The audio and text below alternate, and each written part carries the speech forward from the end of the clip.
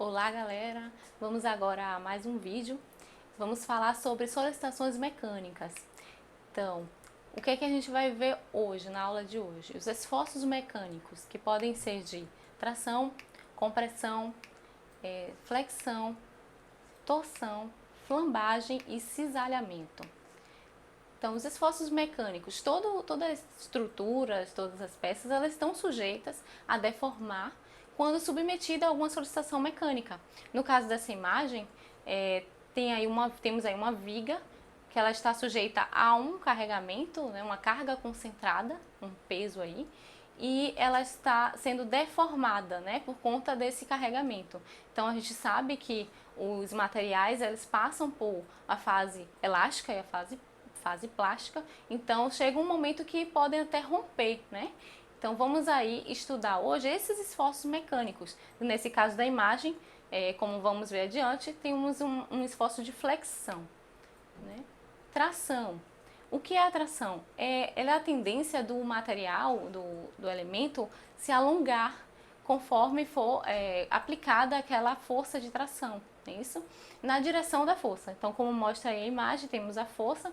Então, temos aí dois bonequinhos, né? Que ao você esticar, é como se fosse um elástico que você pega e estica, assim, ele cresce, então ele se alonga. A gente sabe que é pouco, mas existe esse alongamento, né?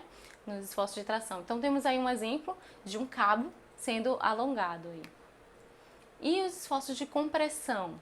Que seria? Seria a tendência do elemento a reduzir. Então, após você aplicar aquela força, reduzir o tamanho do elemento, né? Reduzir o comprimento. Então, temos aí dois bonequinhos. Se você imaginar que você pega um elemento e faz isso aqui com um elemento, comprime ele tende a reduzir o seu tamanho. No caso dos esforços, aqui tem um exemplo, né? No caso de uma mesa, esse pé da mesa aí, ele está sujeito a um esforço de compressão, como mostra aí na imagem. Então, temos um determinado tamanho, ele diminui um pouco, né? No caso dos esforços de flexão, ocorre uma deformação na direção perpendicular. Então, quando você provoca aí uma força, né, de flexão, você, no caso, como mostra aí na imagem, né, tem mais imagens, aí um caminhão, então tem uma certa curvatura até, curva um pouco, né, a peça, e pode chegar a romper a peça, com certeza, né.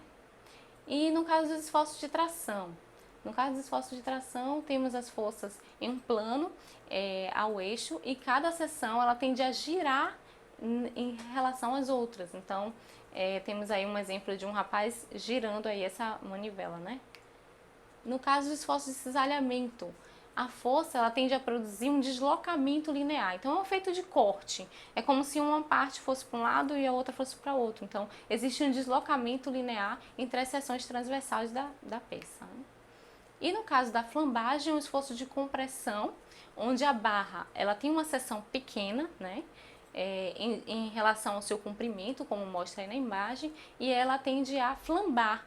Então, fica essa curvatura aí, como mostra aí em algumas imagens, aí essa linha de trem, ela tá flambada, essa parte da linha de trem, aí tem uma imagem aqui que mostra um ensaio, né, de flambagem, e tem aí um pilar que sofreu a flambagem, isso. Então, vamos agora a algumas perguntinhas, né?